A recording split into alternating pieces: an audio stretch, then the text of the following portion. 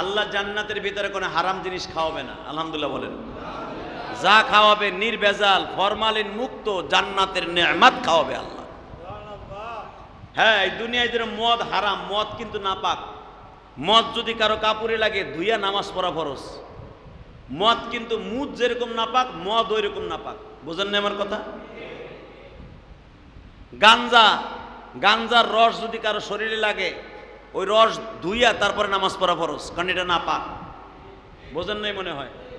গু গোবর যেমনি নাপাক, গাঞ্জার রস, হিরোইনের রস যেগুলা খাওয়া হারাম এগুলা শরীরে লাগলে ধুইয়া নামাজ পড়া ফরজ। মদও যদি কারো শরীরে লাগে, মদ কাপড়ে লাগলে ধুইয়া নামাজ পড়া ফরজ। বুঝেন না আমার কথা? যদি আবার আরসি আপনার শরীরে লাগে, পেপসি আপনার শরীরে লাগে, এটা ধুইয়া নামাজ পড়া ফরজ না, কারণ এটা খাওয়া জায়েজ যদি এটা আমার দেশীয় পণ্য হয়। আবার ইহুদি নাসারা ইসরায়েলি কুত্তা বাহিনীর যদি হয় ওইটা খাওয়া জায়েজ নাই। কথা কন না কেন? যে ইসরায়েলি কুত্তা বাহিনী, এই যে পেপসোডেন্ট, কোকোলা, আরো যেগুলা পণ্য আছে লিভার ব্রাদার্সের যত পণ্য আছে ইসরায়েলি পণ্য, এইগুলা খাওয়া মুসলমানের জন্য হারাম। কথা কন না কেন? ডাইরেক্ট কোরআনে নিষেধ আছে, ইহুদি নাসারাদের বানানো পণ্য তোমাদের জন্য জায়েজ নাই। হ্যাঁ, এখন যদি কোন সৌদি আরবে তো কোকোলা আছে, সৌদি আরবের কোকোলা সম্পর্কে আমি উমরায় যেবার জিজ্ঞেস করছি, 7 আপ সম্পর্কে জিজ্ঞেস করছি, ওদের জিনিসটা সম্পূর্ণ হালালভাবে বানানো, যদিও লেবেলটা লাগালো কোকো, যদিও লাগানো 7 আপ, যদিও লাগালো ফ্যান্টা, ওদের সমস্ত সৌদি আরবে হারাম কোনো জিনিসভাবে তৈরি করা হয় না। ওরা তাদের মেশিনে তৈরি করা হয়, লেবেলটা লাগালো হয় ওইটা। বোঝেন নাই মনে আমার কথা? কিন্তু আমাকে বাংলাদেশে যত 7 আপ, কোকো যাগুলা দেখেন, এই কোকোলা, এই সবগুলা হারামি পণ্য, এগুলা সমস্ত মুসলমানের জন্য খাওয়া হারাম। এটা দেওবন্দের থেকে ফতোয়া দেওয়া হয়েছে, এগুলো এড়াইয়ে চলবেন। আল্লাহ আমাদের হেফাজত করুক, জোরে বলেন আমিন। আল্লাহ আল্লাহ, দেখবেন উলামা একরামকে আপনি কোটি টাকা দিয়াও এক প্লেট 7 আপ আপনি বাংলাদেশের খাওয়াইতে পারবেন না। কেন পারবেন না? আলেম উলামা জানে এটা ইসরায়েলি পণ্য, হারামের পণ্য। সব আলেম না, অনেকে না বুঝে খেয়ে ফেলেন, এটা আলাদা ব্যাপার। তো মেরে ভাই দোস্ত বুজুর্গ, আল্লাহ রাব্বুল আলামিন কোন হারাম জিনিস জান্নাতের মধ্যে খাওয়াবেন না। যদি আপনি চান যে আমার একটা বিড়ি দাও, ইফতারি করি, আর এইবার ইফতারি করতে দাওয়াত দিয়ে লয়ে গেছে আমার একজনে মদিনায়, রসুলের রওজার থেকে মাত্র 1 কিলোমিটার দূরে উহুদ পাহাড়ের দিকে। আমার ইফতারি করাইতে দিয়ে আসে, আমার লগে খেজুর গালে দিয়ে দেহে বিল্ডিং এর পিছনে সিঁড়ির মধ্যে খাড়ায় বিড়ি খায়। ইয়া আইয়ুহাল্লাযীনা আমানু কুতিবা আলাইকুমুস সিয়াম কামা কুতিবা আলাল্লাযীনা মিন ক্বাবলিকুম। যারা ঈমান এনেছো আমি তোমাদের পরে রোজাকে ফরজ করেছি, যেমনি করে ফরজ করেছিলাম তোমাদের পূর্বপুরুষ বাপ দাদার উপরে। সুবহানাল্লাহ। কথাটা কার? জোরে বলে আল্লাহ। কামা কুতিবা আলাল্লাযীনা মিন ক্বাবলিকুম লাআল্লাকুম তাত্তাকুন। যেমনি করে ফরজ করেছিলাম তোমার বাবা আদমের উপরে, তোমার বাবা ইব্রাহিমের উপরে, তোমার বাবা নূহ নবীর উপরে, যেমনি করে ফরজ করেছিলাম ইদ্রিস নবীর উপরে, তেমনি করে তোমাদের পরও আমি ফরজ করলাম। সুবহানাল্লাহ। যদি 30টা রোজা রাখতে পারো ঠিক মতো, লাআল্লাকুম তাত্তাকুন, তোমরা আমার নিকটে চলে আসবা, আমার বন্ধু হয়ে যাবা। কথাটা কে বলেছেন? আল্লাহ। আল্লাহ সুবহানাহু ওয়া তাআলা যদি বলেন রোজা রাখার দ্বারা আমার বন্ধু হয়ে যাবা, এই 27টা দিন রোজা রাখছি, মোটামুটি আল্লাহর বাড়িতে বেড়ায় বন্ধু হয়ে চলেই গেছি, ঠিক না? এখন যদি মইরাও যাই, মোটামুটি আল্লাহর বাড়ির পথ চেনা হয়ে গেছে, জান্নাতে যাওয়ার আশা করি। কি জান্নাতে যাওয়ার আশা আছে না? আল্লাহ হাদিসে কুদসিতে এইভাবে বলেন, আস-সাওমু লি ওয়া আনা আজজি বি, রোজাটা কেবলই মাত্র আমার জন্য। কে বলেছেন? হ্যাঁ, আল্লাহর নাম বলতে লজ্জা লাগে নাকি? ভয় লাগে? আল্লাহর নাম খুব জোরে বলবেন। আল্লাহ বলেন কেবলই মাত্র আমি তোমাদের জন্য রোজাটা ফরজ করছি, এই রোজাটা একমাত্র আমার জন্য। লাআল্লাকুম তাত্তাকুন, তুমি আমার কাছে চলে আসতে পারবা, আমার বন্ধুত্ব অর্জন করতে পারবা। আল্লাহ যদি নিজে বলেন আস-সাওমুলি ওয়া আনা আজিজি বি, হাদিসে কুদসি, রোজাটা আমার মাত্র আমার জন্য, এর পুরস্কার আমি স্বয়ং আল্লাহ নিজের হাতে দান করব। অন্য কোনো ইবাদতের পুরস্কার আমি নিজের হাতে দিব না, এটা তোমার আমলের বিনিময়ে পাইবা, কিন্তু রোজার পুরস্কারটা স্বয়ং আমি আল্লাহ নিজের হাতে দান করব। আল্লাহ নিজের হাতে কি দান করবেন আল্লাহই ভালো জানেন। তবে কিছু সিমটম আল্লাহ নিজে বর্ণনা করেছেন যে আমি কি কি দিব, দুনিয়ায় বলে দিয়েছেন। এক নম্বরে আমি নিজের হাতে তোমাদেরকে খাদিমদারি করে খাওয়াবো। এক নম্বরে আমি তোমারে মাছের কলিজা দিয়ে ইফতারি করাবো। আমার কুদরতি হাতে ভাজা নান রুটি দিয়া গিরিল দিয়া খাওয়াবো। আল্লাহ রাতের খাওয়ানোর লেগে সুবহানাল্লাহ আসতে কইও। তোমার যদি ডাক্তার ইউনূস সাহেব বলে আগামীকালকে ইফতারি সরাইল বাইতুর রহমান জামে মসজিদের ইলিয়াস রহমান জেহাদি যে মসজিদ করেছে, ওই মসজিদের সব মুসল্লিদেরকে ডাক্তার ইউনূস তার বাড়িতে নিয়ে ইফতারি করাবে। সে বাম্পার ইফতারি, পানি আনবে আমেরিকা থেকে, নান রুটি আনবে জার্মান থেকে, ফালুদা আনবে ইটালি থেকে, সৌদি আরব থেকে জমজম আনবে, খেজুর আনবে, এরপরে পনির আনবে, মাঠা আনবে, সব সৌদির থেকে নির্ভেজাল খাবার। সবাইরে দাওয়াত দেয়া হইল। বুড়াটার শক্তি নাই, ও লাডু ভর দিয়ে যাইব। ঠিক না বেঠিক? হ্যাঁ, কথা জোরে কর না কেন? ডাক্তার ইউনূসের বাসায় ইফতারি। এটা যদি দুনিয়ার একটা 2 টাকার একটা প্রধান উপদেষ্টা এমপি মন্ত্রীর কথা শুনে যদি এত ভালো লাগে, সারা দুনিয়ার মহামালিক তিনি বলতেছেন আস-সাওমুলি ওয়া আনা আজিজি বি, রোজাটা কেবলই মাত্র আমার জন্য, এর পুরস্কার আমি স্বয়ং নিজের হাতে দান করব। এক নম্বরে আমি তোমারে নান রুটি আমার জান্নাতের নিজের তাওয়ায় ভাজবো। আমি হাউজে কাউসার তোমার জন্য পানি বরাদ্দ রাখবো। মাছের কলিজা আমার নিজের হাতে ভুনা করব। আরামে তুমি খাইবা, আর আমি আল্লাহর প্রশংসা তলব করবা। সেদিন বুঝবা রোজাটা কত উপকারী ছিল। ঠিক না বেঠিক? যারা হেলায় খেলায় রোজাটা নষ্ট করে দিয়েছো, তোমার মতো বদবক্ত, কমিনা, হারামখোর, তোমার মতো জাহান্নামী আমি আল্লাহর জমিনার একটাও নাই। কথাটা কে বলেছেন? কেউ তো আশা করে আমার আল্লাহ কোরআনের আয়াতটা নাযিল করে বলেন, ইয়া আইয়ুহাল্লাযীনা আমানু কুতিবা আলাইকুমুস সিয়াম, আমি তোমাদের জন্য ঈমান যারা আনছো রোজাটা ফরজ করেছি।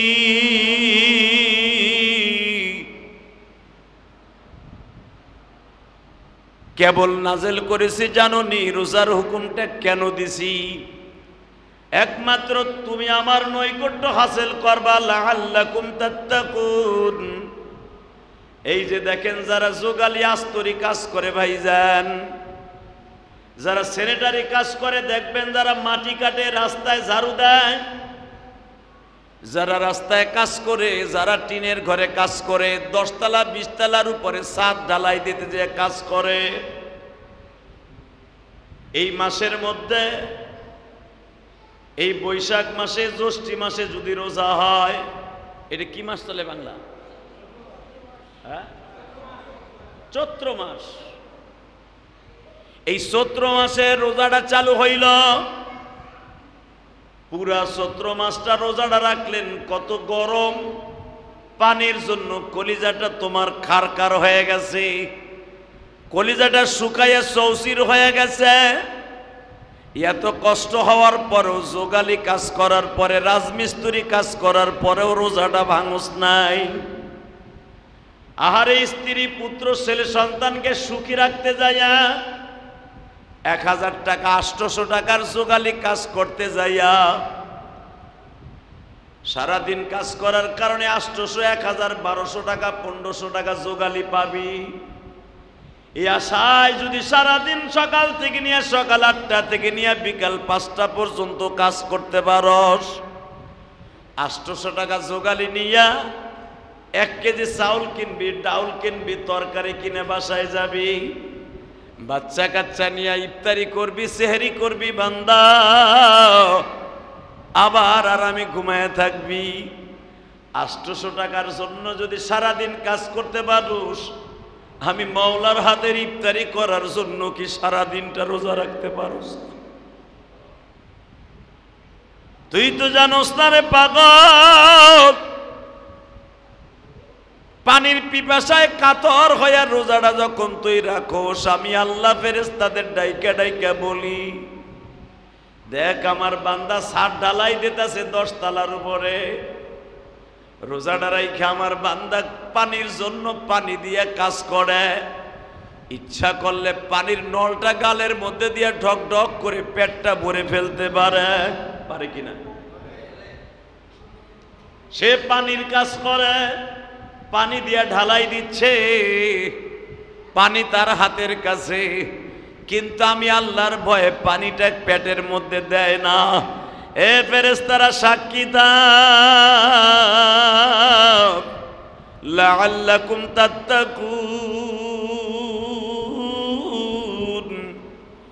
আমার ভয়ে আমার বন্ধু হওয়ার জন্য যখন রোজাটা ছাইরা দিল না, আমি মালিক তোদেরকে সাক্ষী রাখলাম 2025 সালে চৈত্র মাসের রোজাটা এত কষ্টের পরেও ছাড়িয়া দেয় নাই।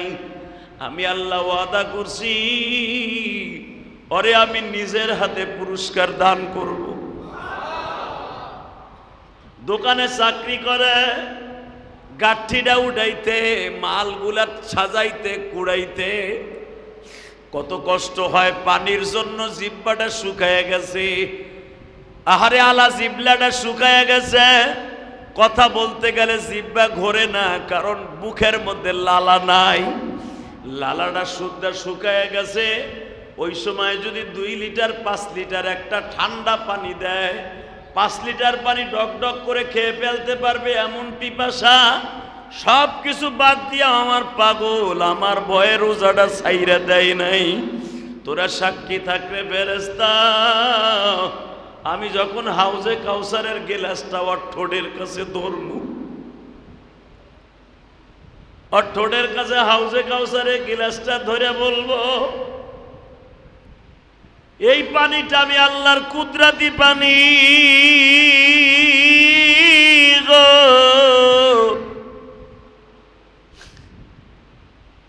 আমি আল্লাহ কুদরতি হাত দিয়ে ওর ঠোঁটের কাছে গিলাসটা ধরবো। গিলাসটা যখনই ধরবো, গিলাসের পানি খাওয়ার আগে ওর চেহারাটা পূর্ণিমার চাঁদের মতো হয়ে যায়, কারণ ওই গিলাসটা দুনিয়ার কোনো কাজ দিয়া বানাই নাই, দুনিয়ার কোনো মার্বেল দিয়া বানাই নাই। যেই গিলাস দিয়া তোর ইফতারি খাওয়াবে হাউজে কাউসার, ওই গিলাসটা আমি আল্লাহর নিজের কুদরতি ফ্যাক্টরিতে বানাইছি। তুই জানোস নি ওই গিলাসটা কি দিয়া বানাইছি? আমি জামরুদ পাথর দিয়া বানাইছি। ওই জামরুদ পাথরের মিসাল যদি দুনিয়ার কোনো জিনিসের সাথে করতাম, এক টুকরা জামরুদ পাথর এই পৃথিবীকে 80,000 বার বিক্রি করলেও এক টুকরা জামরুদ পাথরের শূন্যস্থান পুরা হতো না।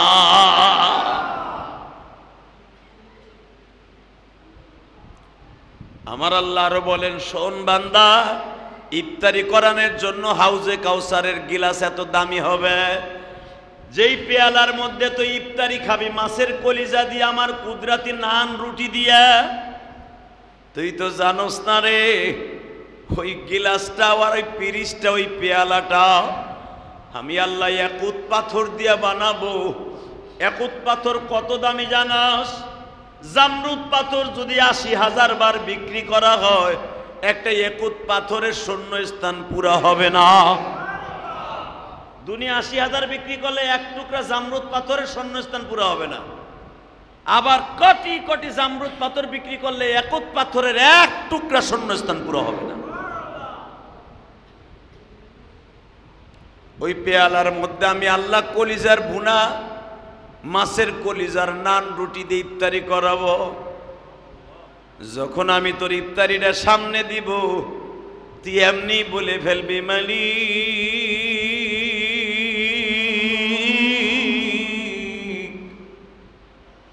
নিজের হাতে আমায় তুমি বানায়া কেমনে দিবা জাহান্নামে ফেলায়া। আল্লাহ তুমি যখন জাহান্নামে ফেলবা না, নিজের হাতে যখন তুমি ইফতারি করাইবা, তুমি আমাদেরকে মেহমান হিসাবে দাওয়াত দিছ। নিয়ম আছিল আমাগো বাংলাদেশের সরাইলে যখন দাওয়াত খাইতে যাইতাম, যিনি আমাদেরকে দাওয়াত খাওয়াইতো ইফতারি করাইতো, ইফতারি যে ব্যক্তি করতো ওই লোকটাও আমাদের প্লেট থেকে খাইতো। কথা কন না কেন? যার বাড়ি ইফতারিতে যান হে খায় না আপনার লগে? এই যে আমি কয়েকদিন আগে আমার ছাত্র করে ইফতারি করলাম, ছাত্রকের সাথে আমি বইয়াও খাইলাম, খাই না? আপনি আমার দাওয়াত দিয়ে নিয়ে কি আপনি বলিয়ে খাইবেন না আমার লগে খাইবেন? কথা কয় না?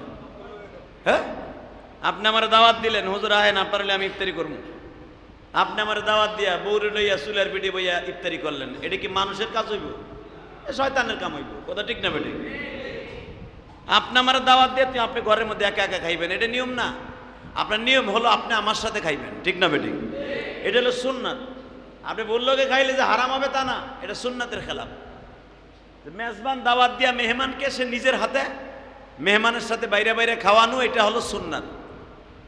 ঠিক আল্লাহ যখন আমাদের ইফতারিটা সামনে আনবে তখন প্রত্যেকটা মানুষ আমরা বলবো, যারা আজকে 27 দিন পর্যন্ত রোজা রাখছি, জুমাতুল বেদায় হাজির হয়েছি, এই মানুষগুলো আল্লাহর কমু তুমি আমাদের দাওয়াত দিয়ে ইফতারি করানোর হুকুম দিয়া তুমি যদি এখন আমাকে লগে না খাও, এটা কেমন দেখা যায়?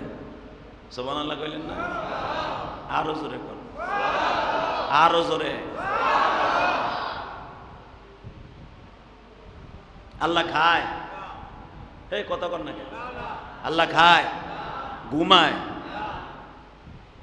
আল্লাহ আল্লাহ আল্লাহ। যখন আপনি আর আমি কমু, আমি জানি তুমি খাও না, কোনোদিনও খাও না। মুসা পয়গম্বর তোমার জিজ্ঞেস করছিল, আল্লাহ তুমি খাও না জানি, খাইলে কি খাইতা? তুমি বলছিলে আমি খাইলে দুধ খাইতাম। দুধ কি খাইতাম? হ্যাঁ, ঘুমাইছেনি নাকি? ইবাদত তো করেন নাই, ঘোড়ার ডিমের ইবাদত করছেন। তারাবিটাও তো পড়েন নাই অনেকে। এখানে যদি আমি ইন্টারভিউ নেই, তারাবি গতকালকে কয়জনে পড়ছেন? আমার মনে হয় যেগুলা লোক হয়েছে শতকরা 75% কইব তারাবিও পড়ি নাই, কদর তো বাদ দিলাম। এমন আল্লাহর কুতুব আছে না নাই? হ্যাঁ, তো জিমান কি লেগে ফার্মের মুরগি হয়েছে মতো অসুখ হয়েছে? ঠিকই আছে, অসুখ তো হয়েছে, গুনার অসুখ হয়েছে। কথা ঠিক না বেঠিক? গুনার রোগে ধরছে, জাহান্নামের রোগে ধরছে। আল্লাহ মুসা আলাইহিস সালাম আল্লাহরে জিজ্ঞেস করছে, আল্লাহ জানি তুমি খাও না, খাইলে খাইতা কি কও? আল্লাহ বলে আমি খাইলে দুধ খাইতাম। কি খাইতাম?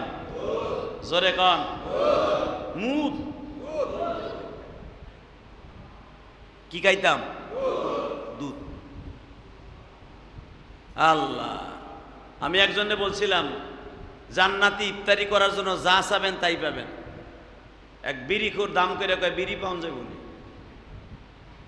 এই বাটপার হারামি হারাম কর, কত বড় বাটপার তাই চিন্তা করেন। কয় জান্নাতের ভিতরে সেহরি ইফতারি করার জন্য বিড়ি খাওয়া যাবো না? বিড়ি? আমি কহ তুই যদি বিড়ি চাইতে পারো আল্লাহ তোরে বিড়ি দিব, শয়তান। কথা ঠিক না বেঠিক? আল্লাহ জান্নাতের ভিতরে কোনো হারাম জিনিস খাওয়াবে না। আলহামদুলিল্লাহ বলেন। যা খাওয়াবে নির্ভেজাল ফরমালিন মুক্ত জান্নাতের নেয়ামত খাওয়াবে আল্লাহ। হ্যাঁ, এই দুনিয়ায় যেন মদ হারাম, মদ কিন্তু নাপাক। মদ যদি কারো কাপড়ে লাগে ধুইয়া নামাজ পড়া ফরজ। মদ কিন্তু মুদ যেরকম নাপাক, মদ ওই রকম নাপাক। বুঝেন না আমার কথা? গাঞ্জার রস যদি কারো শরীরে লাগে ওই রস ধুইয়া তারপরে নামাজ পড়া ফরজ, কারণ এটা না পাক। বোঝেন নাই মনে হয়? গু গোবর যেমনে না পাক, গামজার রস, হিরোইনের রস যেগুলা খাওয়া হারাম, এগুলা শরীরে লাগলে ধুইয়া নামাজ পড়া ফরজ। মদও যদি কারো শরীরে লাগে, মদ কাপড়ে লাগলে ধুইয়া নামাজ পড়া ফরজ। বুঝেন না আমার কথা?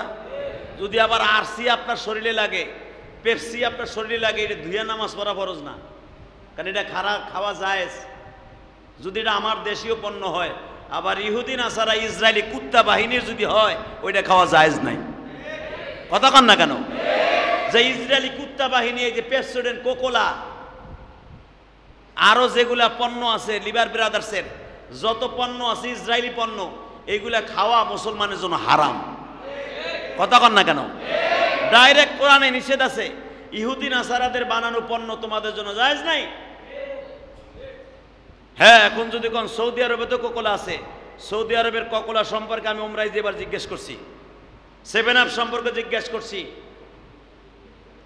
ওদের জিনিসটা সম্পূর্ণ হালালভাবে বানানো, যদিও লেবেলটা লাগালো কোকো, যদিও লাগানো 7 আপ, যদিও লাগালো ফ্যান্টা, ওদের সমস্ত সৌদি আরবে হারাম কোনো জিনিসভাবে তৈরি করা হয় না।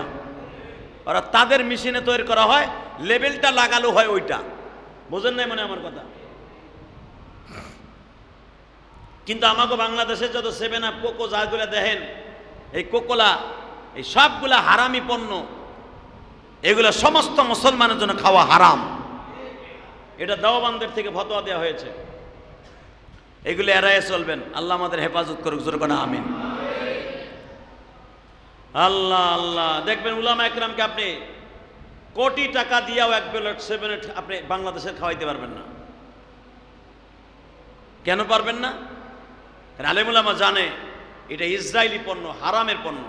সব আলেম না, অনেকে না বুঝে খেয়ে ফেলেন, এটা আলাদা ব্যাপার। তো মেরে ভাই দোস্ত বুজুর্গ, আল্লাহ রাব্বুল আলামিন কোন হারাম জিনিস জান্নাতের মধ্যে খাওয়াবেন না। যদি আপনি চান যে আমার একটা বিড়ি দাও, ইফতারি করি, আর এইবার ইফতারি করতে দাওয়াত দিয়ে লয়ে গেছে আমার একজনে মদিনায়, রসুলের রওজার থেকে মাত্র 1 কিলোমিটার দূরে উহুদ পাহাড়ের দিকে। আমার ইফতারি করাইতে দিয়ে আসে, আমার লগে খেজুর গালে দিয়ে দেখে বিল্ডিং এর পিছনে সিঁড়ির মধ্যে খাড়ায় বিড়ি খায়। আমি কইলাম, ভাই এটা কেমন হইলো? আপনি আমার ইফতারি করাইতেছেন হালাল জিনিস দিয়ে, আর আপনি সিঁড়ির মধ্যে খাড়ায় খাড়ায় বিড়ি খাইতেছেন। কই হুজুর, 17-18 ঘন্টা বন্ধ ছিল, এটা খাইতে কষ্ট হয়ে যায় হুজুর, এটা খাই, সাইরে দেব আস্তে আস্তে, সাইরে দেব। আমি বললাম, সাইরা দিবেন বলতে বলতে আজরাইল আয়া পড়বো, ছাড়তে আর পারলেন না, আর ছাড়তে না পারলে জাহান্নাম ছাড়া কোনো উপায় নেই। কথা ঠিক না বে ঠিক? যারা বিড়ি খোর, এগো যখন ধরা খাওয়া যায়, ওই যে হুজুর সাইরা দেব, আগে খাইতাম 20-22টা হুজুর, এখন 5টার মধ্যে আয় পড়ছে। যদি জিজ্ঞেস করি কি একবারে সাইরা দেওয়া যায় না, এই যে দিম, অভ্যাস খারাপ হয়ে গেছে। বাটপা, তোর অভ্যাস খারাপ হবে কেন? মুসলমান কোনোদিন হারাম জিনিস দিয়া খাইয়া আমার আল্লাহ সন্তুষ্ট অর্জন করতে পারে না। হ্যাঁ, মুসলমান পারে না এমন কোন জিনিস আছে রে ভাই? আমি যদি বলি আমি 5 ওয়াক্ত নামাজ পড়বো, দেখবেন আল্লাহ আপনার সাহায্য করবে। আমি যদি বলি খারাপ কাজ করব না, আল্লাহ আমার সাহায্য করবে। আমি যদি বলি বিড়ি খাবো না, কোনো ব্যাপারই না। কথা কন না কেন? আল্লাহ, মাদক নিয়ন্ত্রণ একটা সরকারি মাদক দমন আছে না, মাঝে মাঝে মাদক নিয়ন্ত্রণ সরকারিভাবে কিছু কিছু ক্যাম্প আছে। যারা বেশি মাদক করে ফেলে, সেবন করে ফেলে, এদেরকে সরকারিভাবে একটা স্কুল থাকে ট্রেনিং দেওয়ার জন্য। 2 মাস 3 মাস মা বাবা বড় লোকের পোলার ওইখানে দিয়া হে, অর্থাৎ ওইখানে বিড়ি, সিগারেট, গাঞ্জা কোনো কিছু নাই। ওইখানে যদি ট্রেনিং দেওয়ার কারণে আল্লাহ সুবহানাহু ওয়া তাআলা সে 3 মাসের মধ্যে ভালো হয়ে যেতে পারে। আমার বিশ্বাস, এই মানুষটা যদি 3 মাস নামাজ পড়ে আর মনে রে কয় আগে খাইতাম 20টা 22টা বিড়ি, এখন খাবো 5টা, 5টার থেকে যদি বলে আমি খাবো 3টা, 3টার থেকে যদি বলে খাবো 1টা, 1টার থেকে যদি বলে নাইডে আর খামু না সাতা, যা। কথা ঠিক না বেঠিক? অসম্ভবের কিছুই না।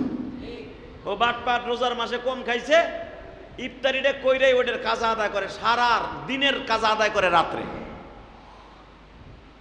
সেরিটা খাইয়া সেরির সময় শেষ, আর মাত্র 2 মিনিট বাকি আছে, 2 মিনিটের ভিতরে বদমাইশ সিগারেট একটা ধরায়। ওই 2 মিনিট ওটা টানে কি মনে হয় বিরিক ফিল ইটের বাটার চুঙ্গা দিয়ে ধোঁয়া বেরিতেছে। ওই বিড়ি যেটা লাস্টে ধরায় ওইটা আর মুখের থেকে সরায় না, ওটা তো মানে মনে হয় যে ও মরণের খাওয়া খাইতেছে। যদি কোন কথা ঠিক না বেটে, যদি কোন এইগুলো আপনি কেমনে জানেন? এগুলো আমি দেখছি, না দেখিয়া কইরা। আমরা বক্তারা না দেখিয়া বলি না। ছাত্র জীবনে এক জায়গায় তারাবি পড়াইতে গেছি, ওই তারাবি পড়ানোর সভাপতি ছিল 1 নাম্বার বিড়ি খোর। যদি বাংলাদেশ ইন্টারভিউ হইতো 1 নাম্বারে যাইতো ওই জামানায়। লোকটা মারা গেছে, আল্লাহ মাফ করুক। এই যে কয়েকদিন আগে ওয়াজে গেছিলাম হের গ্রামের বাড়িতে, হের পোলার সভাপতি এখন মাহফিলের ছিল। তা আমার তো হের পোলারে দেখেই মনে পড়ে গেছে তোর আব্বা 1 নাম্বার বিড়ি খোরা ছিল। তারপরে জিগাইছি কিরে তুমিও খাওয়াটাওনি? কয় না হুজুর, সব কিছু পোলারা পায় না। কথা কর না কেন? বাংলাদেশের 10 জন বক্তার ভিতরে আমার একজন ধরন যায় না? কথা কর না কেন? আপনি না ধরলে কি হয়, বেডারা ধরে। কারণ আপনি আমার পাশের বাসার মানুষ, আপনি আমার চিনবেন না। আপনি খালি চরালটা সাইরা 9 বাজার যান, তখন দেখবেন ইলিয়াস রহমান জিয়াদের বগলের ঠেলাটা কত। কথা কর না কেন? রসুল্লে যদি মক্কার মানুষ চিনতো, জীবনে তার হিজরত করা লাগতো না। জীবনটা ভর জান্নাতুল মুআল্লায় রসুলের কবর হইতো। কথা ঠিক না বেঠিক? তো আমি যে বক্তা, আমার পোলা যেগুলো হয়েছে একটাও বক্তা হইব না। আমি তো বুঝে লাইছি এগুলো একটাও আমার মতো হইব না। কথা কর না কেন? আমার মতো হওয়া তো দূরের কথা, তার আমি পড়ায় তাও ঠ্যাং কাঁপে দেখি মাঝে মাঝে। আর আমি তো এমপি কন, মন্ত্রী কন, আর প্রধানমন্ত্রী কন, ছাতা মাথা ওগুলো পাশে বয়ে থাকবো, একটা পশমের সমতুল্য মনে করি না। কথা কর না কেন? কত এমপি মন্ত্রী আছে চেয়ারে বই, আমার সামনে 2টা কথা কইব, এ মনে হয় প্যান্ট ট্যান্ট মুইতে ভিজাই দিব। মেয়া কাঁপে, এমনি কাঁপে, কি কইব আর কি ঠেলা খাইব। কারণ ও মাউটটা থইলে তো আমি শুরু করবো বুলেট, ও জানে। কারণ বাংলাদেশের উলামা একরাম কোনোদিন কারোর ভয় করে কথা বলে না। এদেরকে আল্লাহ আলাদা একটা মেডিসিন দিয়ে বানাইছে। কথা কন না কেন? মামুনুল হকরে 3 বছর জেল খাটাইছে। যেইগুলো যে পিসকি রফিকুল ইসলাম মাদানি 3 বছর ওরে দৈরা খালি ওয়ালের সাথে আশ্রাইতে শুনছি। ওরে ল্যাংটা করে জাইঙ্গা পড়াইয়া হাতির জিলে নিয়ে পানির মধ্যে শীতকালে নামাইয়া এরপরে চেঙ্গি দিয়ে এইভাবে মারছে। বাইরানের পরে কি মুখ বন্ধ হয়ে গেছে? হ্যাঁ, ওটা যদি আমারও জেলখানায় নাই, আমি জেলখানাতে বাইরে আগের তেরো বোমা বেশি হম। এই লেগে সবাই ধরে না সহজে। মনে রাখবেন, ইউসুফ আলাইহিস সালাম 13 বছর জেল খাটছে বিনা অপরাধে। ইউসুফ আলাইহিস সালাম 13 বছর জেল খাটে বাইরানের পরে কি হয়েছিল জানেন? সারা দুনিয়া ইউসুফ আলাইহিস সালাম নিজের বগলের মধ্যে মনে করতেন। সুবহানাল্লাহ কইলেন না মেয়া? এবং যেই জুলাইখা ইউসুফরে জেল খাটাইছিল, এই জুলাইখারে চুল ধইরা ইউসুফ আলাইহিস সালাম বলছিল, এখন তোর স্বামী কই, তোর বাপ কই? তোর বাপও তো প্রেসিডেন্ট ছিল, তোর স্বামীও প্রেসিডেন্ট ছিল। এই সেরি পারলে কর এখন ইউসুফ আলাইহিস সালামের একটা লম্বা সোজা। তখন আল্লাহ পাক নবী তো ওহী দিয়ে সাথে সাথে আল্লাহ বলে দিয়েছে, ইউসুফ রে এই কামটা তোমার না। সুবহানাল্লাহ কইলেন না? এই কামটা তোমার না। যেই জুলাইখা তোমার একটা তোহমাত দিয়ে জেলখানায় দিছে ঠিকই, কিন্তু জুলাইখা তোমার স্বর্ণের খাটে শোয়াইছে। এই পৃথিবীর সবচেয়ে দামি দামি পাঞ্জাবিগুলো তোরে পরাইছে। ইউসুফ এখানে শেষ না, আমি আল্লাহ তোমারে বলতেছি ওহী দিয়া, পৃথিবীর কোনো মানুষ যদি আরাম আয়েশের দিক দিয়ে 1 নম্বরে কোনো মানুষ যায়, সেই ব্যক্তিটা হলো তুই নবী ইউসুফ। পৃথিবীর কোন নবী স্বর্ণের গেলাসে স্বর্ণের প্লেটে খাবার খায় নাই, জুলাইখা তোরে খাওয়াইছে। সুবহানাল্লাহ বললেন না? তাই মহিলাটা হয়তো একটা তোহমাত দিয়ে তোরে 13 বছর মিথ্যা অপরাধে ধর্ষণ মামলায় 13 বছর কাটাইছে, কিন্তু মহিলাটা তোরে 18-19 বছর পর্যন্ত তোরে স্বর্ণের খাটে শোয়াইছে, স্বর্ণের প্লেটে খাওয়াইছে, স্বর্ণের গিলাসে তোরে খাওয়াইছে। ইউসুফ এই অবদানটা বলিস না। সাথে সাথে ইউসুফ আলাইহিস সালাম সেজদায় পড়ে কয়, আস্তাগফিরু লিযামবি, আস্তাগফিরু লিযামবি, আস্তাগফিরু লিযামবি। আল্লাহ আমার ভুল হয়ে গেছে, আমার ভুল হয়ে গেছে, আমার মাফ করে দাও। সুবহানাল্লাহ বলেন না? হয়তো নবী বিদায় সাথে সাথে স্যালেন্ডার করছে। আমাদের জীবনে কত ভুল হয়ে যায়, কত কিছু হয়ে যায়, নিজেও ঠিক পাই না। বরঞ্চ ভুল যদি কেউ শোধরাই দিতে যায়, তারপর আবার সরাও বেশি হই। কথা কন না কেন? জোরে কন। তার জ্বলন্ত প্রমাণ আমি আপনাদের একটা দিয়ে দেই।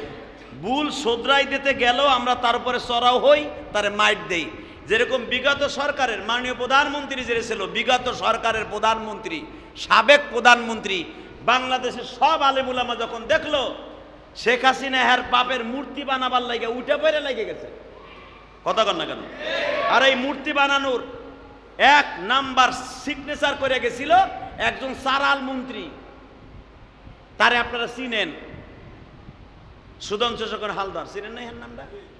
এ সর্বপ্রথম মূর্তি বানানোর পক্ষে কোনো বলো সারাল, সারালের পক্ষেও জানে মূর্তি যদি রাস্তার মনে মনে হয় এই দেশে আল্লাহর গজব আসবে। কথা কন না কেন? যেই দেশে মূর্তি থাকে, মূর্তি দেখে যদি আপনি হজের এহরামের কাপড় পরেও হজে যান, আপনার এহরাম নষ্ট হয়ে যাবে। মেয়া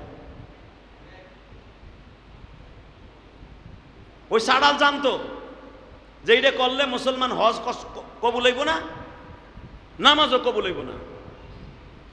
এই লেগা হিন্দু মন্ত্রীরা, দিলীপ বড়ুয়া এরকম কয়েকটা নাস্তিক মিলে শেখ হাসিনার মাথায় বুদ্ধি দিয়া হ্যার বাপের মূর্তি বানাবার জন্য, এমনকি যাত্রাবাড়ির মোড়ে যদি দক্ষিণবঙ্গে যাইতে হয় হ্যার বাপের মূর্তি দেখে যাওয়ান লাগবো। কথা কর না কেন? ড্যামরা রোডে একটা বানাবে, এখানে তার বাপের মূর্তি দেখে যাওয়ান লাগবো। এয়ারপোর্টের ওখানে বানাইতে চাইছিল, পারে নাই হাজিদের কারণে। এই প্রত্যেকটা মোড়ে মোড়ে বানাবে বিদায় এই থিওরি দিয়ে দিছিল। শেখ হাসিনা তো বোঝে নাই, মহিলা মানুষ মনে করছে আমার বাপরে বড় করতেছে। আপনি কি এটা জানেন? মূর্তি বানাবার দ্বারা এটা আপনার বাপারে বড় করা হলো না, আপনার বাবারে জাহান্নামের শেষ সীমায় পৌঁছাই দেওয়া হলো। এটা আপনি জানেন না, আমরা আলেমরা জানি। এই জন্য উলামা একরাম প্রতিবাদ করেছিল, মনে নাই আপনাদের? আর এই মূর্তির প্রতিবাদেই হাজার হাজার আলেমকে ধরে নিয়ে জেলখানায় ভরা হয়েছিল, যার প্রায়শ্চিত্ত এখন শেখ হাসিনা দিতে হচ্ছে। কথা বলেন না কেন? আমরা নিষেধ করছিলাম মূর্তি বানায়েন না, তখন আমার কথা নেন নাই। এখন আপনার বাপের গলার মূর্তি রশি বান্ধা পোলাপানে চেন খুইলা মুতে আর উল্লাস করে। কথা বলেন না কেন? কি মিথ্যা কইছে না সত্য কইছে? তালিম উলামা যে বলছিল এটা করা যাবে না, ঠিক ইসুফ আলাইহিস সালাম, ইসুফ আলাইহিস সালাতু ওয়াস সালামকে 13 বছর জেল খাটাবার পরে যখন জেলখানার থেকে বের হইছে, আল্লাহর পয়গম্বর ইসুফ বলছিল, আল্লাহ যারা যারা আমারে মিথ্যা জেলখানায় ঢুকাইয়া কষ্ট দিয়েছে, সূরা ইউসুফের ডাইরেক্ট কোরআনের আয়াত, আমি তাদেরকে ফাঁসি দিব। কেন আমারে মিথ্যা মামলা দিল? আমি কি কোনো অপরাধ করছিলাম? আল্লাহ বলে, ইউসুফ অন্য মানুষের সামনে এটা হয়, নবীদের সামনে হয় না। সুবহানাল্লাহ কইলেন না? আরো জোরে কোন, আরো জোরে। তার জ্বলন্ত প্রমাণ দেয় আমার নবী সুদ্ধা 13 জনকে নবী বলছিলেন একে ফাঁসি দে। কয়জন? জোরে কন, আরো জোরে।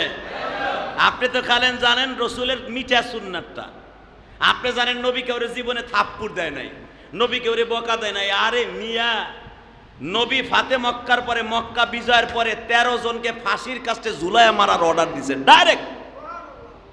ডাইরেক্ট নবী বলছে, এই কথাও বলছে, হাদিস আসছে, উকতুলুহুম ওয়াজাতুমুহুম মুআল্লিকিনা বিআস্তারিল কাবা। ওমর, তখন ওমর হলো আইন মন্ত্রী, ওসমান হলো খাদ্য মন্ত্রী, ত্রাণ মন্ত্রী। আমাদের দেশের একটু মন্ত্রী পাইলেতে হ্যাঁ গো, হ্যার পিছন তালাশ করে পাওয়া যায় না। কথা কন না কেন? একটু নেতাগিরি পাইলে মনে করে সব আমার। কিন্তু আপনি কি জানেন নেতার পিছনের এক সাইড, সামনের এক সাইড। সামনে চিরজীবন থাকে না, পিছনের সাইড একদিন ঘোরা লাগে, এটা ভুলে গেলে চলবে না। তো আমার নবী বললেন, এই আইনমন্ত্রী ওমর, ইয়া রাসূলুল্লাহ, এই 13 জনের নাম আমি লিস্টি দিলাম। এই 13 জনের মক্কার সামনে, কাবা ঘরের সামনে ফাঁসির মঞ্চ করে হাজার হাজার মানুষের সামনে ফাঁসি দিবা। নাম বলে দিলেন 13 জনের। 13 জনের নাম লিস্টি চলে আসলো, এক এক করে খোঁজা হচ্ছে কোথায় আছে বেঈমানগুলা। কেউ যে পালাইছে হুজুরের দাদার বাড়ির পিছনে যে উঁচা পাহাড়টা, প্রায় 8500 ফিট উঁচা পাহাড়, এই 8500 ফিট উঁচা পাহাড়ের উপর যে পালাইছে। কেউ জাবালে আবি কোবা এসে পালাইছে, যে বাচ্চার বাড়ি এখন 5500 ফিট উঁচা, এই পাহাড়ে যে পালাইছে। কেউ যে আবু বকরের বাড়ির পিছনে পাহাড় ছিল জাবালে হিজরা, ওইখানে যে পালাইছে। জাবালে ওমর, ওমরের বাড়ির পাহাড়ে যে পিছনে যে পালাইছে, কারণ এখন নিয়ত ছিল নেতার বাড়ির পিছনে যদি পালাই এখানে আর কেউ তালাশ করবো না। কথা কন না কেন?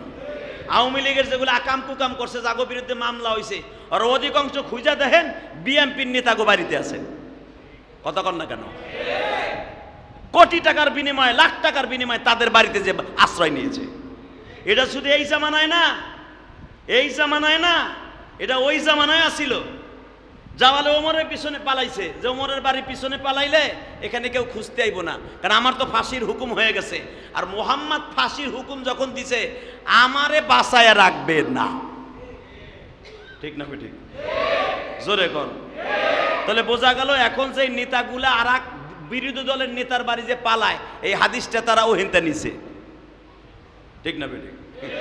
এরা হাদিস জানে তো নেতারা। কারণ মুমতাজ সংসদে খাড়ায়া, ওরে বাপ রে বাপ, সে বুখারী সিয়াসাতটা মুখস্থ পড়তো। হালাকে শরীর যদি জিজ্ঞেস করি, ওজুর ভিতরে 13টা সুন্নাত আছে, ঠিক মতো কত ও কেন, আর বাপেও পারবো না। কথা কন না কেন?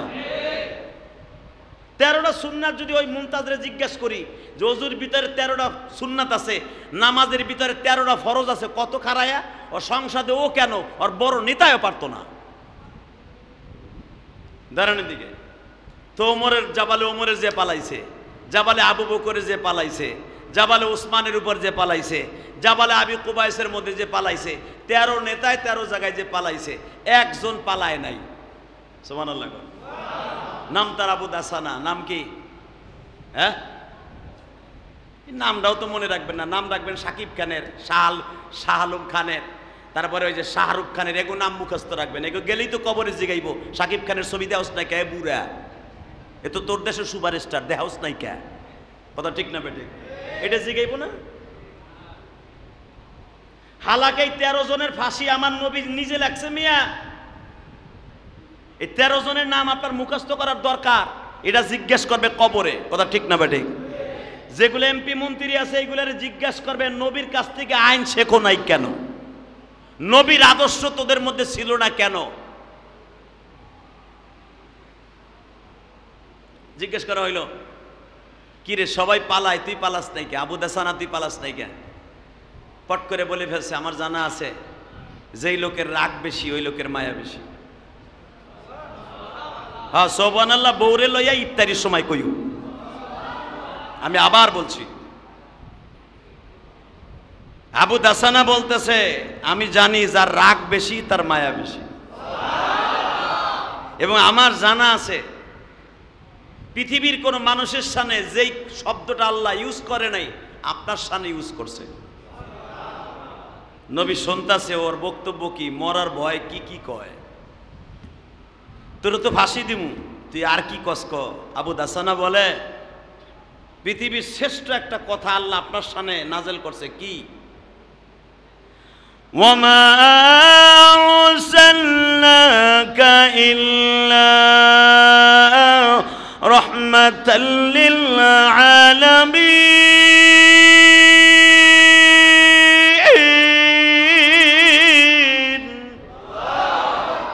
ওই জামানার কাফেরও কোরআন শরীফ পড়তে পারতো, আর তুমি মুসলমানের পোলা কোরআন শরীফ পড়তে পারো না। আবার ভুটানগিরি দেহ তুমি মুসলমান। এই বেটা, বাড়ি গাড়ি টাকা পয়সা থাকলেই তারা মুসলমান কয়। যে ব্যক্তি কোরআন শরীফ সহি শুদ্ধ পড়তে পারে সে হলো খাঁটি মুসলমান। ঠিক না বেটে? 4টা কালেমাও সহি শুদ্ধ ভাবে পড়তে পারে না, সে আবার সমাজের নেতা, সে সমাজের এমপি, সে সমাজের চেয়ারম্যান। কথা ঠিক না বেটে? সে আবার একজন ভালো লোকের সামনে দাঁড়ায় অপমানজনক কথা বলে। আছে না বাংলাদেশে? একজন তাবলীগওয়ালা মানুষকে খাড়ার উপরে ধরে ছটকায়। হালাকে বান্দরে রাত্রে দেখা যায় বোতল খোর। কথা কর না কেন? রাত্রে দেখা যায় বোতল খোর, হিরোইন খোর, মদ খোর। লোকটা বলে ফেলছে, কাফের হইয়া বলে ফেলছে, ওমা আরসালনাকা ইল্লা রাহমাতাল লিল আলামিন।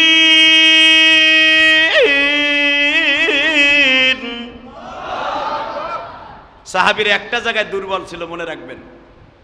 কোন কাফের যদি কোনো মুসলমানের সামনে কালেমা পড়তো অথবা কোরআনের আয়াত পড়তো, সে এখনো কালেমা পড়ে নাই, কিন্তু কোরআনের আয়াত পড়ছে, সাথে সাথে তারে মাফ করে দেব হইতো। তো এই কাফের বাসার লাইগা বলে ফেলছে, সারা দুনিয়ার রহমত আপনি। আর একটা আয়াত পড়ে ফেললেন এই কাফের, আবু দাসানা তখনও কাফের। লাকাদ কানা লাকুম ফি রাসূলিল্লাহি উসওয়াতুন হাসানাহ। আপনার ভিতরে সবচেয়ে উত্তম আদর্শ এটা আল্লাহ বলছেন। আপনি পৃথিবীর কোনো বাচ্চার মতো না, আপনি এমন একজন বাচ্চা। লাকাদ কানা লাকুম ফি রাসূলিল্লাহি উসওয়াতুন হাসানাহ, আপনি সারা দুনিয়ার মানুষের মডেল। এখন আপনি যদি সারা দুনিয়ার মডেল হইয়া বাচ্চা হইয়া আমারে ফাঁসি দেন। নবী আমার চোখটা আস্তে করে, এত সময় গরম আসিল। নবী মনে রাখবেন বুখারীতে আসছে, আমার নবী যখন কখনো রাগ হইতেন, এখানে অনেক রাগী পুরুষ আছেন, রাগ দেখায় রাস্তাঘাটে, আর দেখবেন বিলাই হয়ে যায় বউর কাছে, আছে না নাই? হ্যাঁ, আমার নবী সব জায়গায় একরকম, বিবিদের কাছে যেমন, রাস্তা ওইরকম। এমন নেউরা মার্কা মুসলমান আছে এখানে, বউর কাছে গেলে ওর সব পোতা মোতা সব হারাই জায়গা, বিসি পেটে যায়, আর বিসি খাড়ায় যায় রাস্তায় গেলে। কথা কর না কেন? রাসূল আকরাম সাল্লাল্লাহু আলাইহি ওয়াসাল্লাম সেই কথাই বলেন হাদিসে, যারা রাস্তায় যেরকম ঘরেও যেরকম বাইরেও সেরকম, সে হলো আসল পুরুষ। কথা কর না কেন? এমন পুরুষ বাংলাদেশে আছে না? বল লাগে পারে না বেটা, বল লাগে পারে না, হে রাস্তায় যে অনেক কিছু দেয়, আছে না নাই? আমার রসুল বিবিদের কাছে যেমন ছিলেন, রাস্তায় সেমন ছিলেন। রসুল যখন রাগ হইতেন, মা আয়েশা বলেন, হুজুরের এই দুই ভুরুর মাঝখানে একটা রগ আছিল, রগ, যেটা বুখারীতে আসছে। এই রগটা মুসলমানের পোলা তেলের পাইপের মতো উঁচা হয়ে যেত। এটা হলো নবীর রাগের সিমটম। অনেক লোক এখানে আছে দেখবেন, রাগ হইলে হ্যার এই জায়গার রগ খারাই যায়, আছে না? আমার নবীর এই জায়গার রগ খারাইতেন না। বুখারীতে আসছে, তিরমিজিতে আসছে, আমার নবীর এই ভুরুর মাঝখানে একটা রগ আছিল, তেলের পাইপের মতো লাল, এবং এই গালের চলের এইখানে দুইটা রগ আছিল। যখন নবী রাগ হইতেন, এই রগ দুইটা উঠে যাইত। এই দুই ভুরুর মাঝখানে নবীর তেলের লাল পাইপের মতো এরকম উঁচা হয়ে যাইত। নবী তারে ফাঁসি দেওয়ার জন্য তেলের পাইপের মতো এই চোখের ভুরুটা উঁচা হয়ে গেছে, ফাঁসি দিবে, এই চল লাল হয়ে গেছে। যখন দুইটা আয়াত পড়ছে, সাথে সাথে আমার নবীর লাল সেই রগ নাই। আর এইটা যখন নিস্তেজ হয়ে যাইত, এইটা যখন বন্ধ হয়ে যাইত, সাহাবা একরাম বুঝতেন এখন হয়তো আমার নবী রহমাতুল লিল আলামিন হয়ে গেছে। সাহাবীরা এই রগটা উঁচা হইলে, এই রগটা উঁচা হইলে কোন সাহাবী, এমনকি কোন নবীর বিবিরা পর্যন্ত নবীর সামনে আসতেন না। যেরকম ভাবে আমার নবী 9 জন বিবির উপরে একবার নাজেল হয়েছিল, একবার রাগ হয়েছিল, সেই রাগটা ছিল রমজান মাস। কবে? জোরে কন, আরো জোরে। বউগুবার রাগ হয়েছিল কোন মাসে? আমরাও কিন্তু বেশিরভাগ রাগ হই বউর উপরে রমজান মাসে। কন তো কবে? আপনার বউ যদি কয় গত বছর আমার শাড়ি দিছিলা 3000 দিয়া, এবার কত দিতে হবে? 12000 দিয়া। ওই যে আমার বান্ধবী কিনছে 13000 দিয়ে, তুমি 12000 দিবা। দাম করে খাটের থেকে নাইমে কবে তোরে আর তোরে, খালি আর একবার চাইয়া দেখ, তুই জানোস না বেতন পাই নাই। কথা ঠিক না বেঠিক? হ্যাঁ, জোরে কর না কেন মুসলমান? এই মুসলমানের পোলা, আপনাকে যারা টাকার মালিক আছে এটা বাদ। যারা গরিব মানুষ 13-14 হাজার টাকা বেতন পায়, এই 14,000 টাকার মার্কেট 5 জন ছেলে মেয়ে সদস্যরে দিতে হবে, ওই লোকটা বুঝে মার্কেট করা কত কষ্ট। কথা বলে না কেন? দ্রব্য মূল্যের যে দাম, এটা আপনি আর আমি বুঝবো না। যা অঢল টাকা আছে ব্যাংকে, এটা আমরা বুঝবো না। বুঝবো কারা জানেন? যে 13,000 15,000 টাকায় বেতন পায়, ও বুঝে। তার জ্বলন্ত প্রমাণ দিয়ে দেই, 15,000 টাকা বেতন পায়, সরকারি নয়, কাজ করে মালিক বলে দিছে এবার ব্যবসা ভালো না, বেতন অর্ধেক পাবি, বেতন পাবি, বোনাস অর্ধেক পাবি। বেতন বোনাসটা পকেটের মধ্যে নিয়ে দোকানের সামনে বইয়া ফার্মের মুরগির মতো ঝিমায়। বউ চাইছে 5,000 টাকার শাড়ি, পোলাই চাইছে 8,000 টাকার প্যান্ট শার্ট, মাইয়ে চাইছে 3 পিস 2,000 2,500 টাকার। যদি মার্কেট এখানে যা বেতন পাইছে শেষ হয়ে যায়, ঈদের বাজার করবো কি দিয়া? বেতন তো পাবো আর ঈদের অন্তত 1 মাস পরে, ঠিক না বেটি? কারণ এবার ঈদটা পড়ে গেছে বেখাতা। এক তো 31 তারিখ ঈদ হতে পারে, 1 তারিখও হতে পারে, আর বেতন পাবো আগামী মাসের এপ্রিল মাসের 10 তারিখ 12 তারিখ। এই মাসটা চলবো কি দিয়া? ঘর ভাড়া দিব কি দিয়া? ঈদের পরপরই তো বাড়িওয়ালার ঘর ভাড়া দিতে হইব। কথা কর না কেন? এই লোকটা তখন দোকানে বইয়া বইয়া জিমাইয়া কি হয় জানেন? আমি বলি নাই, বিশ্বনবী বলেন এই লোকটার হার্ট স্ট্রোক হয়। এই লোকটার ব্রেনে চাপ খাইয়া স্ট্রোক হয়। বিশ্বনবী বলেন এই জন্য কোরআনে নিষেধ আছে রমজান মাসে কোন স্বামী তার স্ত্রী, তোর স্ত্রী কোন স্বামী তাকে প্রেসার দেয়া, এটা সুন্নতের খেলাফ। তো বিশ্বনবী রমজানের ভিতরে বউর উপরে রাগ হয়ে গেলেন কেমনে? হুজুরের বিবিরা 9 জন একসাথে ধরছে, হুজুর এখন তো আপনি মক্কা মদিনার প্রেসিডেন্ট, হাতে মক্কা হয়ে গেছে, মক্কা মদিনা সব আপনার হাতের মধ্যে, সারা দুনিয়া এখন আপনার সাহাবীদের হাতের মধ্যে, আপনি এখন মক্কা বিজয় করছেন। আমার সবচেয়ে বড়, আমরা সবাই মিলে একটা জিনিস চাইছি কি, এবার ঈদে আমাদের ধুমধাম মার্কেট করে দিবেন। আমার নবী বলে মার্কেট খুব দরকার না, খালি এই কথাটুকু বলছে মার্কেট খুব দরকার। মা আয়েশা বললেন ইয়া রাসূলুল্লাহ এত বছর আপনার সাথে বিয়ে হয়েছে, কোনোদিন একটা ভালো দামি 3 পিসও দেন নাই, আব্বাই যা দেয় তাই পরি, আর আপনার কাছে চাইও নাই, এবার একটু দাবি করছি, দিলে দেন না দিলে সমস্যা নাই, কিন্তু আপনি কিন্তু রাগ হইেন না। এই কথা কিন্তু মা আয়েশা বলছে, লা তাখাফ ওয়ালা তাহজান, এই শব্দটা ব্যবহার করছে। আপনি টেনশনও করেন না, আপনার মার্কেট দিতে হবে এই ভয়ও পাইয়েন না, আপনি একটা কাজ করেন, যদি দেন দেন, না দিলে সমস্যা নাই, আমরা দাবি করছি। আমার নবী যে একবার বলছে মার্কেট খুব দরকার, এই মার্কেট খুব দরকার শব্দটা ইউজ করতে দেরি আছে, আমার মালিকের কলিজায় লাগতে একটা সেকেন্ড দেরি করে নাই। আমার আল্লাহ কোরআনে বলেন লা তারফাউ আসওয়াতাকুম ফাওকা সাউতিন নবী, আমার নবীর সামনে তার বিবিরা এমনকি দুনিয়ার কোনো মানুষ জোরে কথা বলতে পারবে না। আমার নবীরে ব্যথা দিয়া কোনো মানুষ কথা বলার অধিকার আমি আল্লাহ দেই না।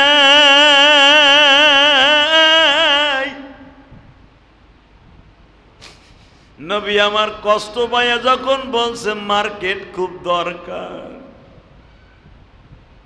তোমরা ভাবছো আমি মক্কা বিজয় করছি, টাকা পয়সার অভাব নাই, তোমরা কি জানো আমার পকেটে আমার মাত্র গোসল করার সাবান কেনার পয়সা আমি নবীর পকেটে নাই।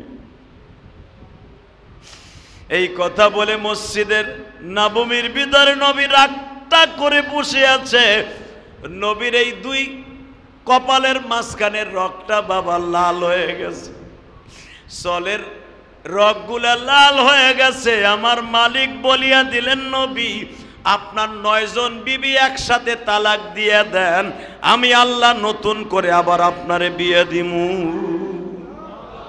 ডাইরেক্ট সূরা আহজাবের আয়াত নাযিল হয়ে গেল, নবী আপনি 11 জনকে একসাথে তালাক দেন।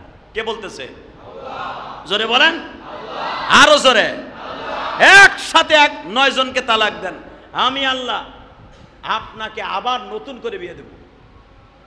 আয়াত নাযিল হয়ে গেল, এখন তার কি করার আছে?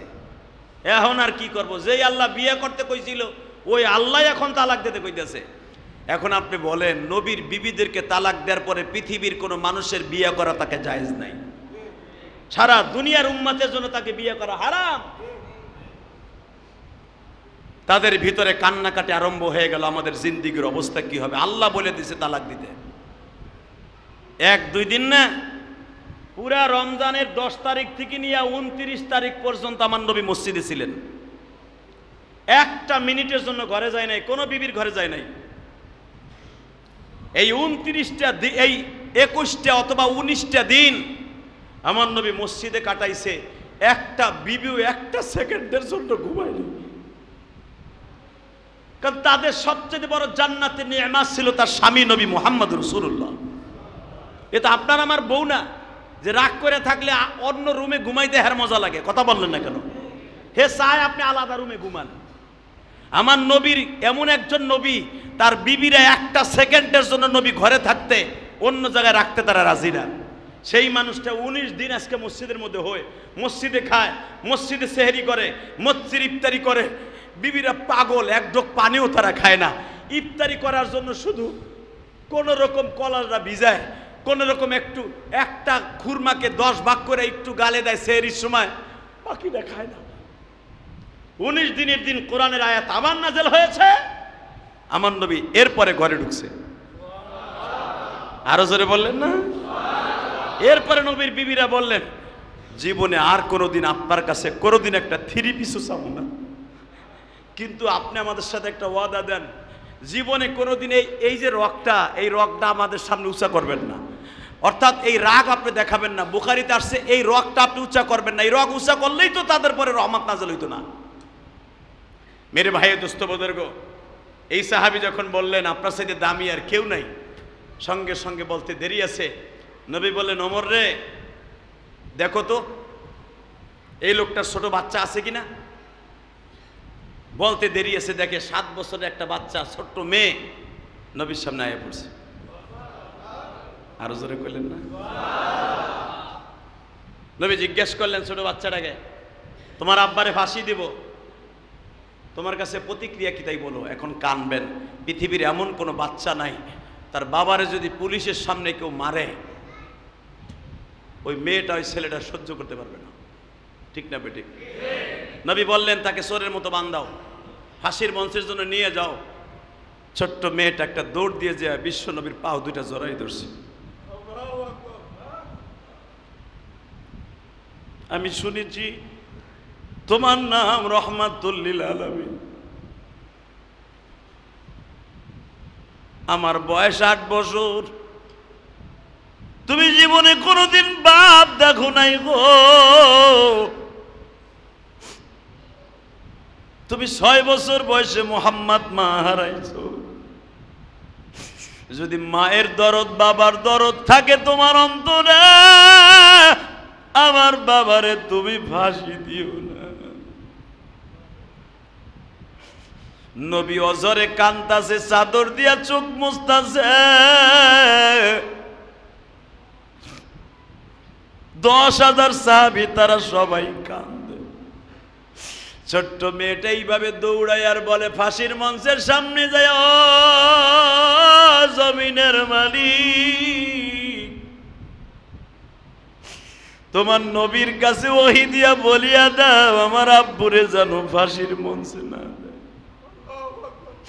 আমি আমার আব্বুরে ছাড়া ঘুমাইতে পারবো না, আমি আমার আব্বুকে আমার কোলের থেকে লয়ে যাইও না। আমি জানি তোমার নবী তোমার হুকুম ছাড়া কোনো কাজ করে না। আমার আব্বু যদি মরিয়া যায় আমি কারে বুকি নিয়ে থাকব।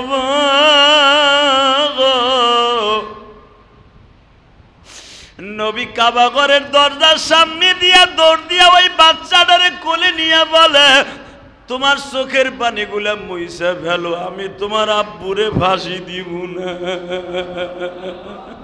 হযরত ওমর বলেন, ইয়া রাসূলুল্লাহ, হুকুম হয়ে গেল, ফাঁসির রায় হয়ে গেল, আপনি আবার এই ফাঁসির রায়কে কেন নিস্তানাবুদ করে দিলেন?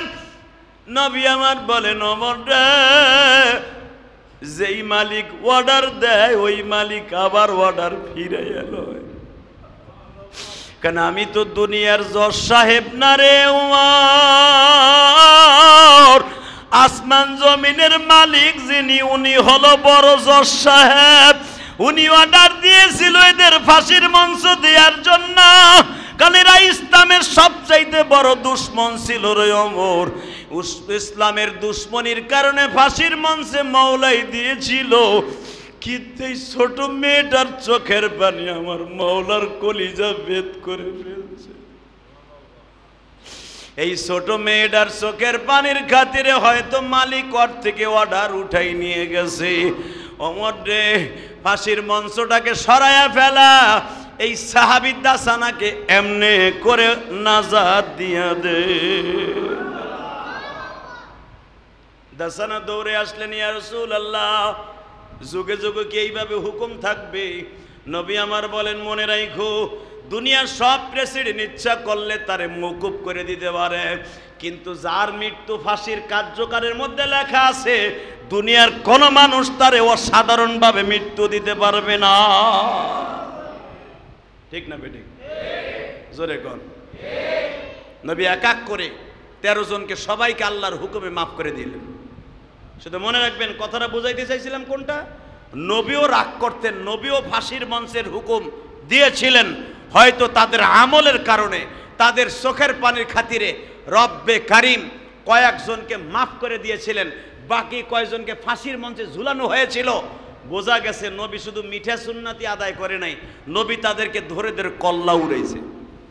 কথা বলেন না কেন? অর্থাৎ ইসলামের খাতিরে, কোরআনের খাতিরে, নবীর খাতিরে ইসলামের হুকুমত প্রয়োগ নবী জমিনে করে দেখাই দিয়ে গেছে। আমি নবী শুধু দোয়া করি নাই, আমি ওদের জন্য বড় দোয়া করছি। আল্লাহ রাব্বুল আলামিন আমাদের সবাইকে বুঝে বুঝে আমল করার তৌফিক দান করুন। আজকে জুমাতুল বিদা 2025 সালের সর্বশেষ আমার নবী জুমাতুল বিদায় যেই কথাগুলো বলতেন এখন আমি আপনাদের সামনে উপস্থাপন করব। নবীর কথাগুলো বুখারী থেকে উপস্থাপন করব। আমার সাথে ওয়াদা দেন 2026 সালে যদি আল্লাহ আমাকে রোজা ওই পর্যন্ত বাঁচায় রাখে, 2026 সালে রোজা যদি আল্লাহ আমাকে কবুল করেন, এই বছর রোজা শুরু হয়েছে কয় তারিখ থেকে? মার্চের, আগামী বছর রোজা হবে ফেব্রুয়ারির 20 তারিখ থেকে। কথা বলেন না কেন? কারণ ফেব্রুয়ারি মাস কয় তারিখ? 28 তারিখ। সেই হিসেবে 2 তারিখ হয়, 10 দিন আগায় আসেন। কয় তারিখ হবে? 19 অথবা 20 তারিখ। আগামী বছর ফেব্রুয়ারি মাসের 20, 21, 19 চাঁদের উপরে ডিপেন্ডেন্ট। যদি আগামী বছর 26 সালে ফেব্রুয়ারি মাসের 19, 20 অথবা 21 মাহে রমজান সংগঠিত হয়, যদি বেঁচে থাকি 30টা রোজা কে কে রাখবো? বলেন ইনশাআল্লাহ। আরো জোরে, আরো জোরে। বেঁচে থাকার নিয়ত আছে তো? যাগো বাইচে থাকার নিয়ত আছে তারা হাত খুব জোরে সরে উঠেন। আর যাগো বাইচে থাকার উঠেন না, ট্রাকের নিচে পড়বেন, বাসের নিচে পড়ে মরবেন, অটো গাড়ির থেকে পড়ে মাজা বাইঙ্গে শীতে মরে থাকবেন, অগ দরকার নাই হাত উঠানো। নামান হাত। যদি কোন হাত উঠালে কি হইব শোনেন আমার কাছ থেকে। আমার নবী বলেন নেকের কাজে যত দ্রুত হাত উঠাবে আল্লাহ ওইটা কবুল করবে। আমি আবার বলছি, নেকের কাজে যে যত দ্রুত আগ্রহ করে হাত উঠাবে আল্লাহ ওইটা কবুল করবে।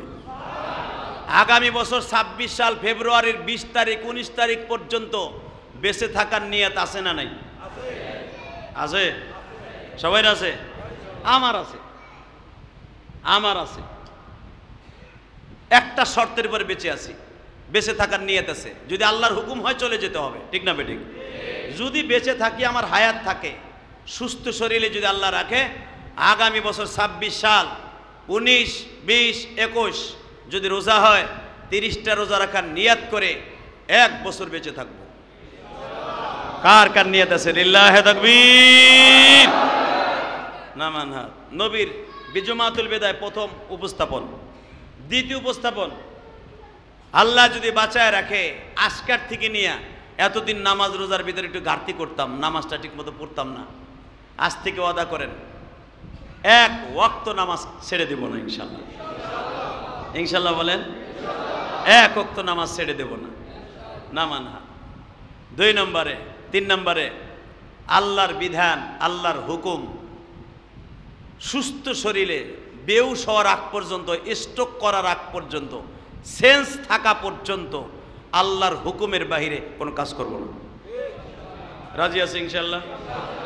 3 নম্বরে, 4 নম্বরে যারা এখনো ফেতরা দেন নাই, জাকাত ফেতরা আজকে কালকের ভিতরে কমপ্লিট করবেন ইনশাল্লাহ। অর্থাৎ আজকে কালকের ভিতরে যদি নাও পারেন, অন্তত ঈদের মাঠে আসার আগে জাকাত ফেতরা পাই টু পাই হিসাব করে শতকরা 2.5 টাকা, অর্থাৎ লাখে 2.5 টাকা। এইটা আপনার টাকা না, আপনার বাপের টাকাও না, এটা আল্লাহর টাকা। এটা আমার বাপের টাকা না, আল্লাহ আমারে দিছে 1 লাখ টাকা। আমি একদিন, আমি ইলিয়াস রহমান যদি 1000 টাকার মালিক ছিলাম না, আমি জানি আমারটা, আমি জানি আপনারটা আপনি জানেন। আপনি 5 লাখ টাকার মালিক ছিলেন না, মালিক এখন আপনাকে 5 কোটি টাকার মালিক বানাইছে। কে বানাইছে? আপনার বাপে, আপনার দাদায়, হ্যাঁ না আপনার ব্যবসায়? কে দিছে? আপনার মতো কত ব্যবসায়ী লস খাইয়া পাগল হয়ে রাস্তা দিয়ে ঘুরতেছে। কথা কর না কেন? এই সরাইল, এই কেরানীগঞ্জের কত লোক বাপ দাদা কোটি কোটি টাকার সম্পদ রেখে গেছে, বাপ দাদার সম্পদ বেইচা এখন ভাড়া থাইকা মানুষের কাছে জাকাতের কাপড় নিয়ে বউরে পরায়, জাকাতের লুঙ্গি সে নিজে পরে। কথা কর না কেন? আবার দেখা গেছে যে আপনার বাড়ি ভাড়া রয়েছে, সে 10 তলা বিল্ডিং করে হের বাড়ি আপনি ভাড়া থাকতেছেন। এটা কার খেলা? তো এটুকু চিন্তা করলেই তো হয়ে যায়। অতএব যাদের জাকাতটা এখনো আদায় করেন নাই, আর একটা মাসলা বলে দেয়, জুমাতুল বেদায় নবী যেটা বলতেন, যে ব্যক্তি জাকাত ঠিক মতো আদায় করবে তার মাল কোনোদিন নষ্ট হবে না। জাকাতটা ঠিক মতো আদায় করে দিবেন ইনশাআল্লাহ। আপনার বিবির 7.5 ভরি স্বর্ণ আছে, 7.5 ভরি, এটা আপনার বিবি জাকাত দিবে, এটা আপনি না। মাসলা আপনি জানেন, আপনার বউরে আপনি দিয়ে দিছেন, এটা যদি আমার বউ তো হুনতাছে মাইকে ভালো করে, আমার বউরে হুনাই দেয়। আপনার বউ যদি হুনে থাকে, আপনার বউরে যে আপনি শোনাবেন, যদি আমার মাইকের আওয়াজ না শুনে, আপনার বিবি যদি 10 ভরি স্বর্ণর মালিক হয়, এটার মালিক কিন্তু আপনি না। যদি বউরে আপনি দিয়ে থাকেন একবারে, যে তোরে দিয়ে দিলাম মহারানা হিসাবে, অর্থাৎ তুই আমার বউ, এটা আমি মরে গেলে তুই কাজে লাগবো।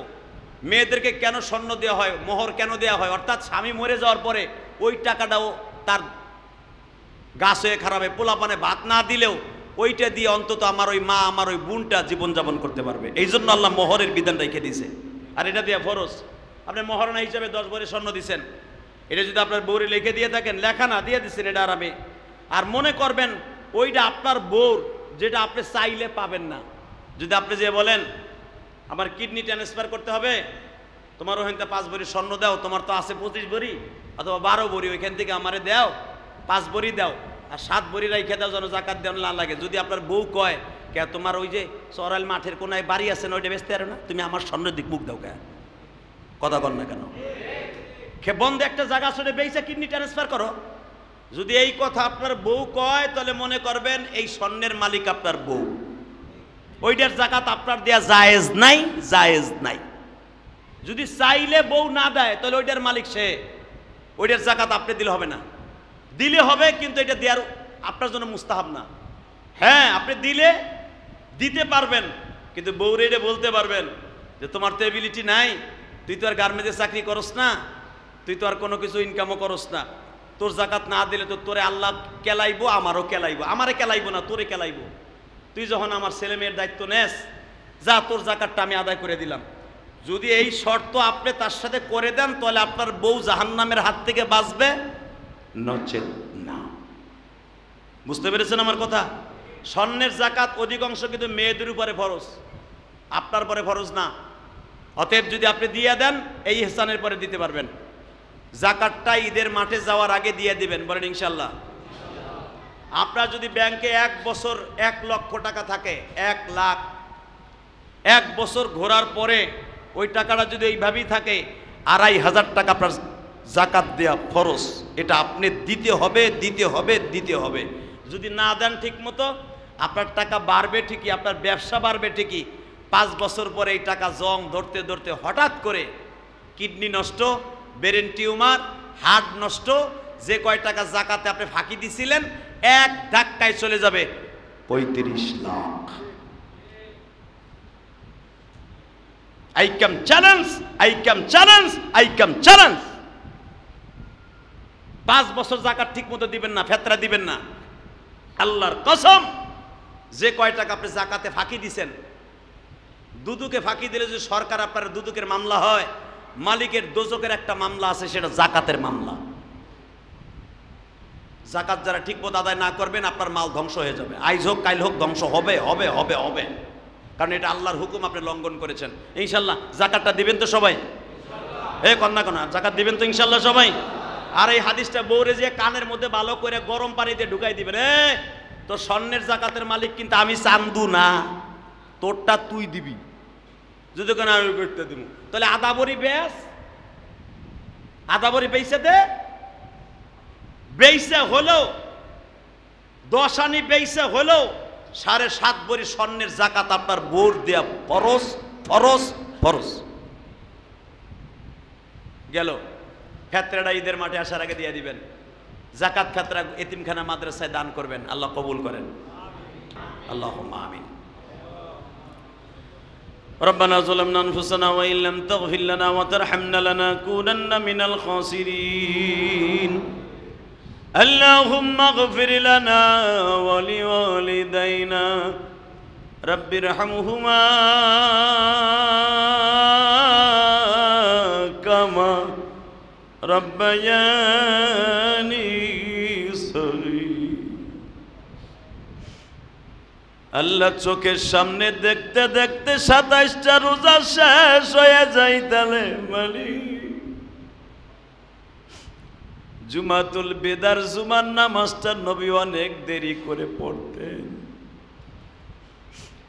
আমরাও মোটামুটি একটু দেরি করেছি মালিক।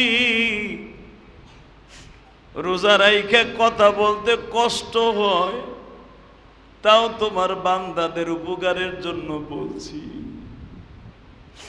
কথাগুলা না বললেও পারতাম আল্লাহ। যারা ধৈর্যশীল সহকারে শুনলো, কারণ দুপুরে দাওয়াত নাই, খাবার কোনো সিস্টেম নাই। রোজা রাইখা যারা জুমাতুল বিদায়, আজকে 2025 সালের জুমাতুল বিদায় হাজির হয়ে গেছে। জীবনে 2025 সাল আর কোনোদিন আসবে না।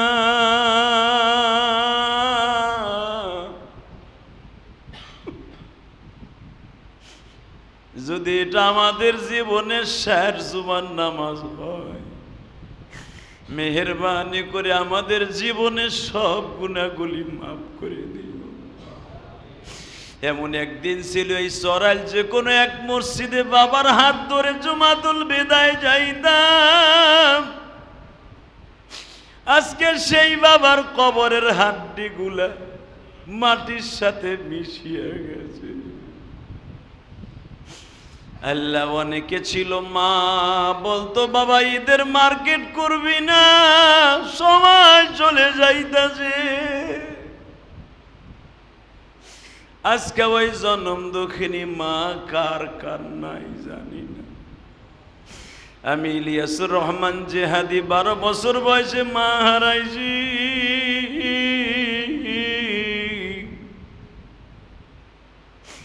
আমার মা বলছিল, ইলিয়াস রে কোনদিন টাকার মালিক হইলে মসজিদ মাদ্রাসা বানাবি। মাগো মসজিদও বানাইলাম, মাদ্রাসাও বানাইলাম, তুমি তো দেখলা না মা।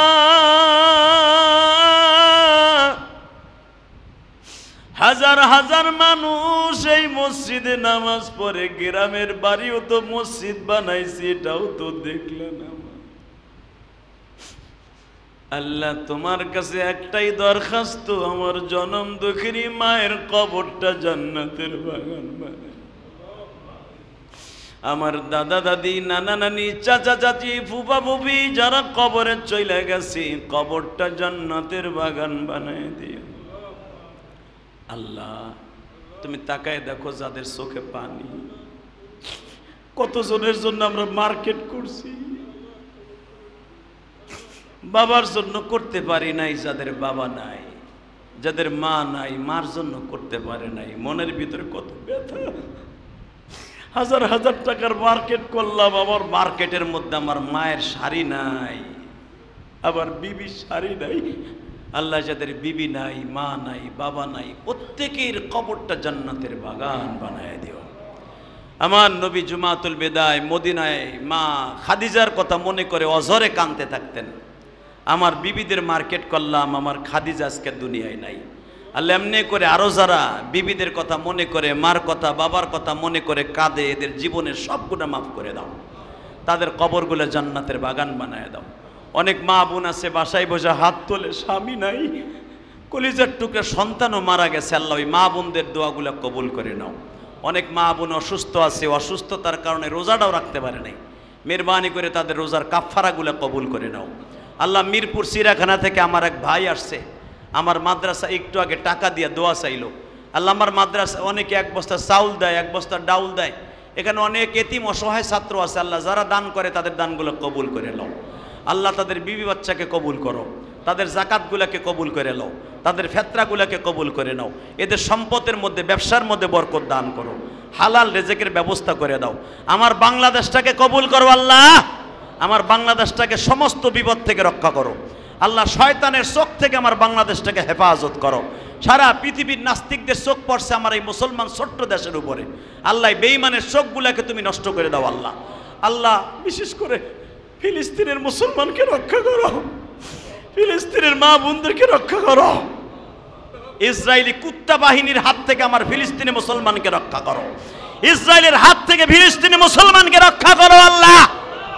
আল্লাহ, আমরা ঈদের মার্কেট করছি, সেহরি খাই, ইফতারি খাই, ফিলিস্তিনি মুসলমান প্রতিদিন সকালবেলা দেখে ঘর ভাঙ্গা, ছেলে মেয়ে মরা, মা মরে গেছে, বাপ মরে গেছে, প্রতিদিন তারা লাশ দেখে ঘুম ভাঙে। ফিলিস্তিনি মুসলমানকে রক্ষা করো আল্লাহ, ফিলিস্তিনি মুসলমানকে রক্ষা করো। আমাদের দোয়া কবুল ও মঞ্জুর করে লও। সাল্লাল্লাহু তাআলা আলা খায়রি খালকিহি মুহাম্মদ। আল্লাহ, অনেকেই দোয়া চাইছে, মিরপুর থেকে বহুত দূর দূরান্ত থেকে আমার ভাইরা আসছে, আমার মসজিদ মাদ্রাসায় যারা দান করে তাদের দানগুলো কবুল করে লও। সাল্লাল্লাহু তাআলা আলা খায়রি খালকিহি মুহাম্মদ ওয়া নূরি আরশি সাইয়্যিদিনা মাহবুব বিরহমাতিকা ইয়া আরহামার রাহিমিন।